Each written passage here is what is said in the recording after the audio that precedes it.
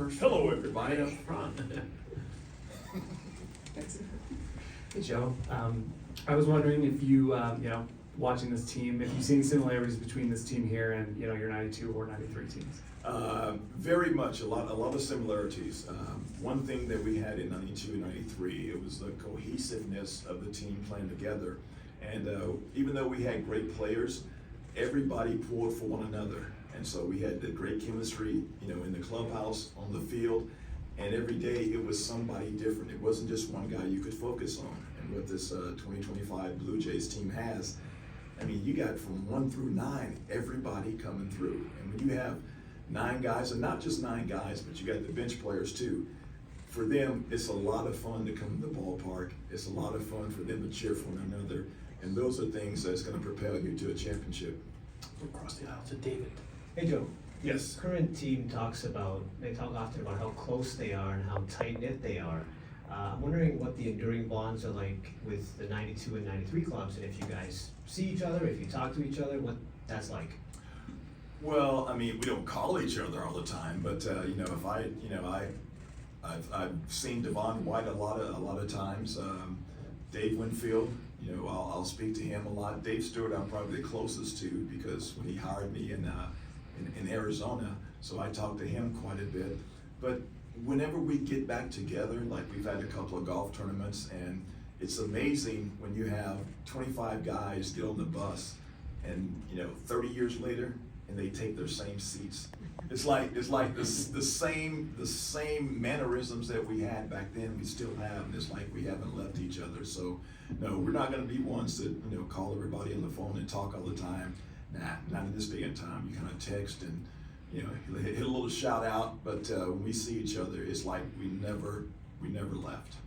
On your far left, Joe, Tyler.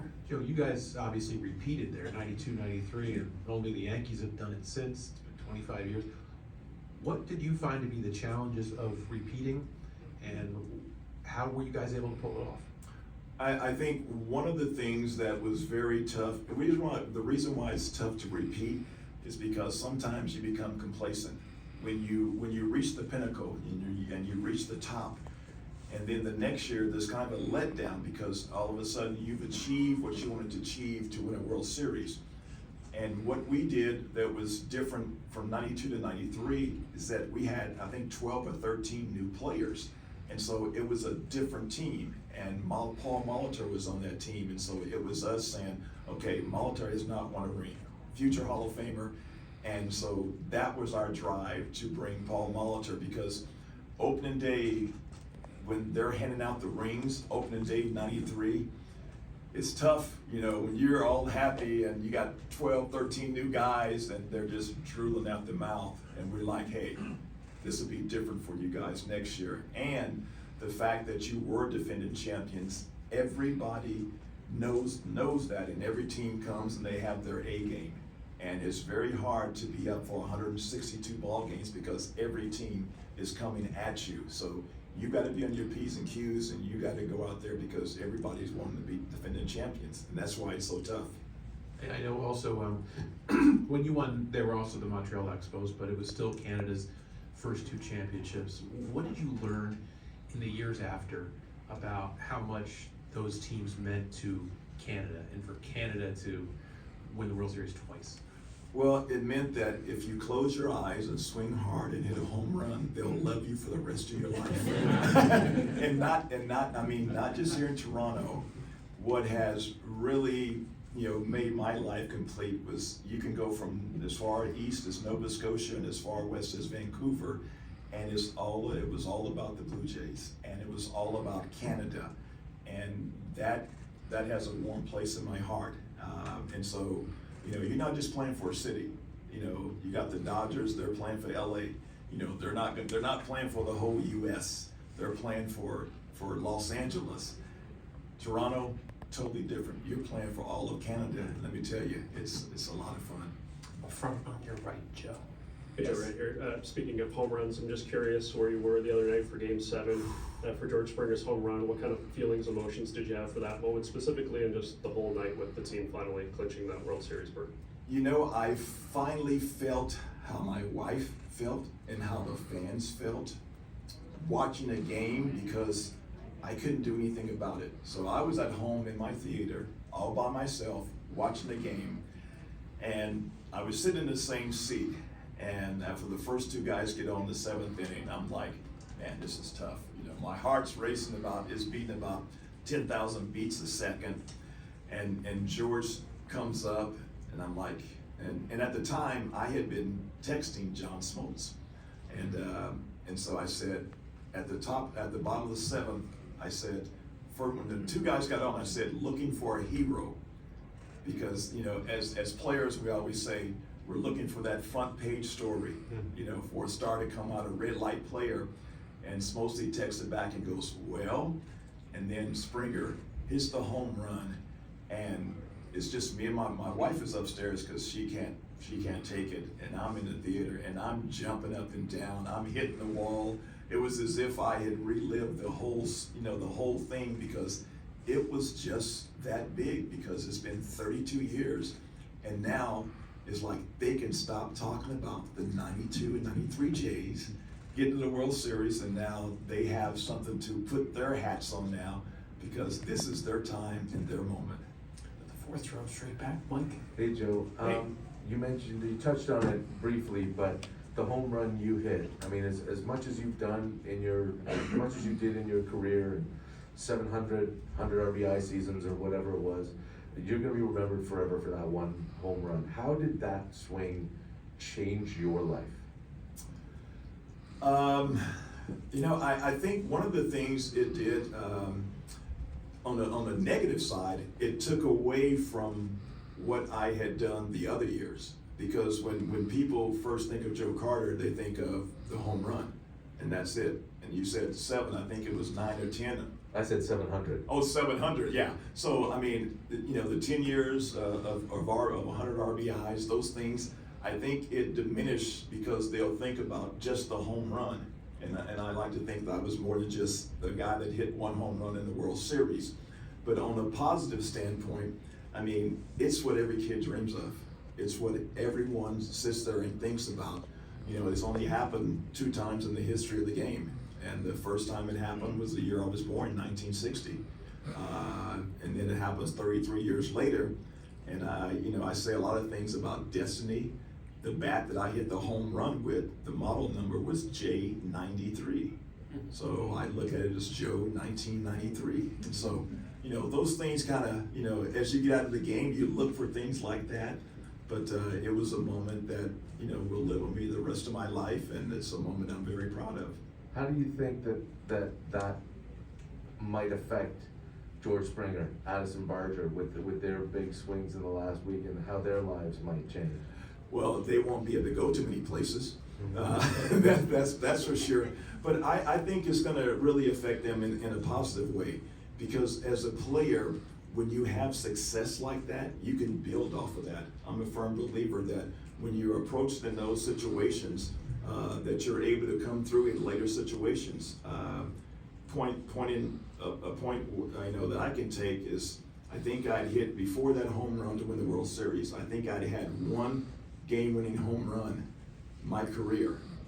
The next year, I believe I had 3 or 4 game-winning home runs, because you can be in those situations and you can think back.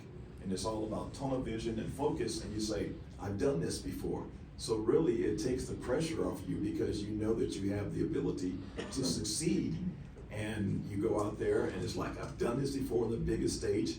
This is nothing. It just makes the other things a little bit more easier. Stay back there with Rob. Hey Joe, John Schneider told us that after the game, you had the opportunity to spend some time with him and some of the coaches. I'm wondering, what was that like for you in sort of the immediate afterglow of the win, and further to that, what do you think of the job John is doing with his current group? Are you kidding me? No, it was fun, because, you know, as the alumni of the Blue Jays, I mean, I'm ecstatic for them. I mean, this is awesome, you know, and to go in there and see the faces that they had, and you know, the smiles on their face. I mean, this is what baseball is about.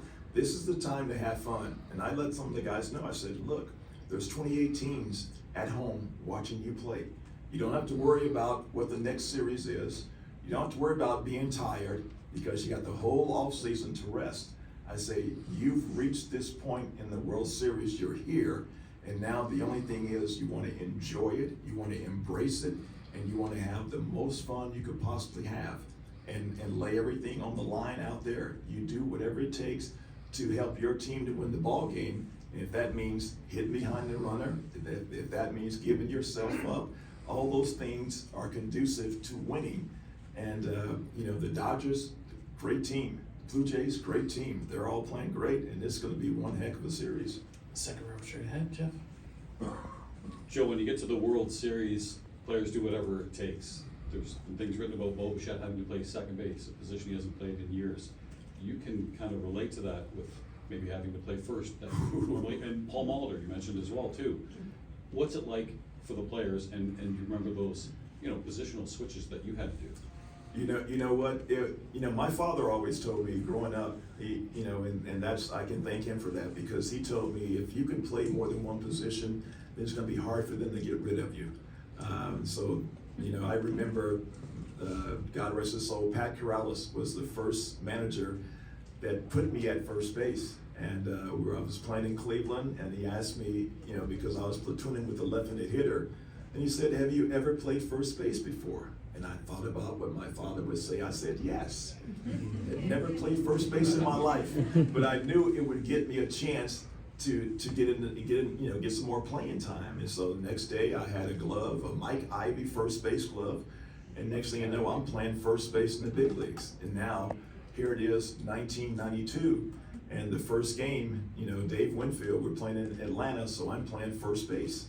And the next day, game one, I'm playing first base. Game two, I'm playing left field.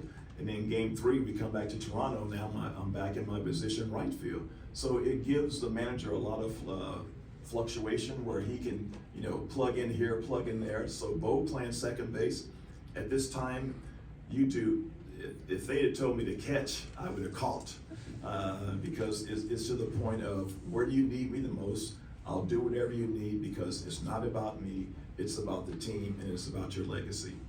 Barry, straight ahead, Joe. Hey, Joe. Good to see you. You too, great to see you, Joe. So to your point about the type of quality players on that team, you have 4 Hall of Famers on that team. Yeah. The Yankees in the 90s have 2. The guy that put together all of this, Pat Gillick's in the Hall of Fame. Your guy who made the great call on you, Touch 'em All, Joe. Tom Cheek. He's a Frick winner. The guy who covered it, Boxer, is in the writer's wing. That's a pretty amazing legacy. We're not even talking about, like you mentioned, Stu and Coney and the type of people, Fernandez, who was on the second team. I mean, the type of talent that was on those teams, what Pat put together was really pretty incredible. Well, you have to tip your hat. Pat Gillick and Paul Beeson, to this day, this franchise was bar none one of the best ones. The way they carried themselves, I can remember the class in which they had. And when I was a free agent after the '92 World Series, we had a long conversation, myself and Pat Gillick and Paul Beeson. And when they made me a contract offer, I said, I wanted a no trade clause. And Beeston says, no, we don't do that. And I said, okay, why not? He said, because all those years, everybody would have a no trade clause. It would include the Toronto Blue Jays. And he said, I don't want to do something to somebody else that I don't like being done to myself.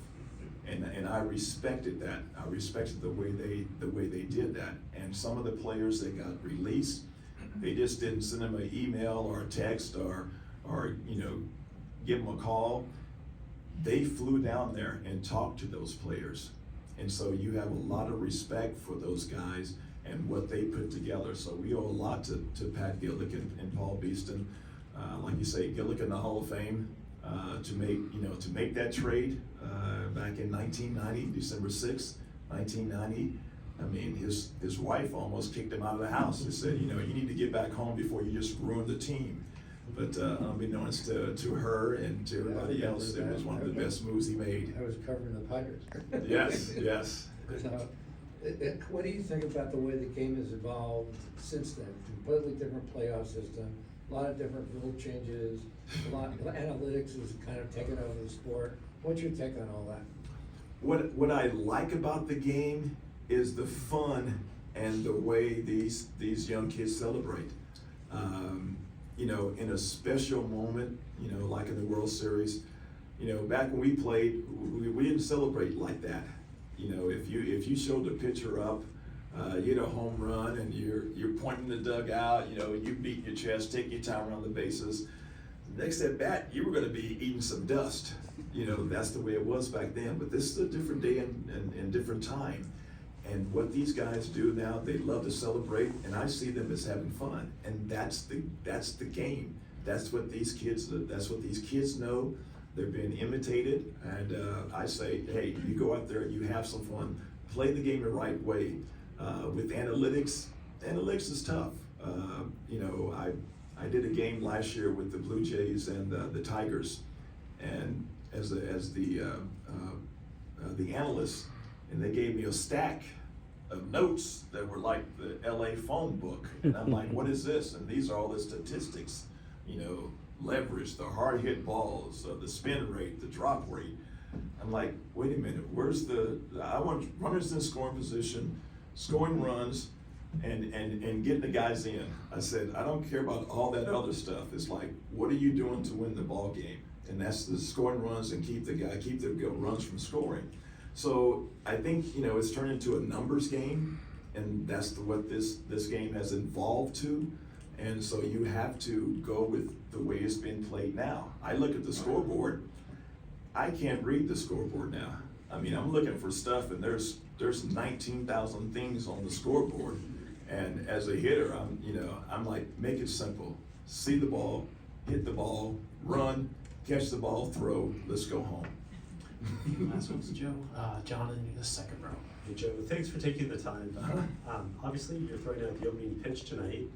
I'm sure you're going to get a very warm reception from Blue Jays fans. But what kind of feelings, emotions do you think that's going to bring up for you? Oh, I mean, I've had the emotions for 32 years. You know, I come back here so often. I have my own golf tournament here. I've had for the last 16 years. So, you know, we go to a lot of Raptors games. So you get that, I get that wherever I go here in Toronto, and which is great. You know, they just appreciate, you know, what I did. And like I tell them, I didn't do it myself. I just happened to come up in that situation because I was the next guy in line. And, you know, I told the guys that, you don't do it, then hey, I love being in that position. You know, I want to be in the spotlight. And so for me to go out there and do that, and what the fans have meant here, what they've done here, to know tonight it's not going to be any different. It's going to be a ruckus crowd. It's going to be loud. You know, I wish I could go back and be Ozzie Smith right now, because I said I would, you know, kind of run out there and do a backflip with the round off, you know, a tuck, but at 65, no, it's going to be a walk out there. But it's going to be fun. Go to the third row on your left, Joe. Okay. Hi, Joe. Wondering if you can share your thoughts on Vladdy and his progression to become the leader of this franchise and his performances during this postseason. You know what? To have success, I think you have to go through adversity, because adversity, you see what you're made of. And if you go back to the postseasons they've had before, I think they didn't score any runs. They didn't get any hits. I remember the series against the Twins, I think they scored 1 run. And so that failure and that adversity makes you better. And I know Vladdy coming in with the big contract and everything, and sometimes you tend to do too much because you try to live up to that contract. You can't live up to that contract. You know, to me, no one's worth $700 million, you know, $500 million. But you learn to put those things aside, and you learn from what got you. You learn from your mistakes, and you learn, you know, from those bad times you had. And what you have to realize is that one man can't do it. And so once you rely on your teammates, and that's what I love about Vladdy. You never saw him with his head down. He's the first one out of the dugout. He's jumping over the fence and everything. He's the big cheerleader, even when he was going bad. And that's what you want to see from your team leaders. You know, anybody can be a great person when they're going good, but how are they when they're going bad? And that's the part I tell little kids. I said, don't worry about being the best player. worry about being the best teammate. And if you can be the best teammate, then everybody around you will follow. And so that's what you need to do, because you get everybody collectively. And I think Vladdy realized that, you know, he was struggling going down the stretch. But you know what? He never gave up. He never stopped smiling, and his teammates picked him up. Well, that's what baseball is all about, picking up somebody. Pitcher makes a mistake, the hitters go, hey, we got you. You know, defense makes a mistake, pitchers say, hey, don't worry about that error, I got you. And that's what they're doing. They have basically 26 guys, and every day it's somebody different. I mean, you think Ernie Clement is like, he looks like Paul Molitor, you know, him and the shortstop. I mean, guys, Varsho, Varger, he's coming off people's couches and hitting grand slams, you know, because his lease runs up. So those things that you don't really know about, but that's a part of baseball. But it's like, I love it because it's the team coming together. And like I say, World Series, this is all about having fun. We'll finish up in the fourth.